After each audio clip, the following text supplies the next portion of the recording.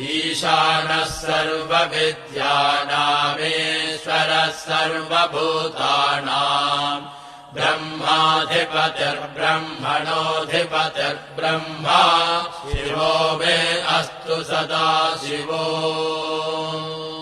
नमो हिरण्यबाहवे हिरण्यवर्णाय हिरण्यरूपाय हिरण्यपतयेऽम्बिकापतय उमापतये पशुपतये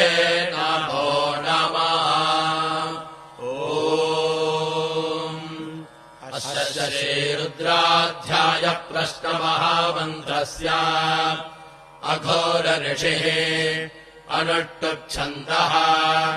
सङ्कर्षणमूर्तिः स्वरूपो योऽसावादित्यः परमपुरुषः स एष रुद्रो देवता